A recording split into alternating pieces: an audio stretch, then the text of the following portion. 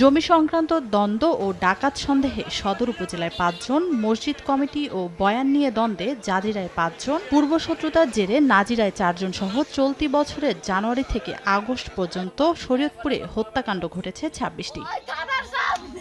পুলিশের তথ্য বলছে, জেলায় ৮টি থানার মধ্যে ৬টিতে প্রতি মাসে রোজ হচ্ছে খুনের মামলা। পরিসংখ্যান বলছে, গড়ে প্রতি মাসে জেলায় হত্যাকাণ্ড ঘটেছে ৩টির বেশি। এদিকে আকস্মিক খুনের ঘটনা বাড়ায় আতঙ্কিত বাসিন্দারা। এলাকাবাসী বলছেন, মানুষের মধ্যে মূল্যবোধ ফিরিয়ে আনতে করতে হবে নৈতিকতার চর্চা। সুন্দরভাবে কলেজ আসছে, কিন্তু এই সুন্দরভাবে বাসায় ফিরতে পারবো কিনা এটা আমরা গ্যারান্টি দিতে পারছি না। আমাদের নিশ্চয়তার ক্ষেত্রে প্রশাসনের বা সরকারের, আমি মনে করি যে আরেকটু সচেতন হওয়া উচিত। আসলে মানুষ যদি নৈতিকতার চর্চা করে তাদের জীবনে, তাহলে এই ধরনের হত্যাকাণ্ড হওয়ার সুযোগ নেই। অপরাধ নির্মূলে সবাইকে আইনের প্রতি শ্রদ্ধাশীল হওয়ার আহ্বান আইনজীবীদের।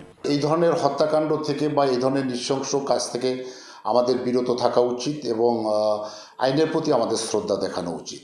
এদিকে প্রতিটি মামলার তদন্ত করে দোষীদের বিচার নিশ্চিতের আশ্বাস পুলিশ সুপারের। বেশিরভাগ মামলায় ইতিমধ্যে আমরা বিজ্ঞ আদালতে পুলিশ রিপোর্ট দাখিল করেছি এবং যে মামলাগুলো অবশিষ্ট আছে সেগুলো আমরা অচিরেই আদালতে অভিযোগপত্র দাখিল করব।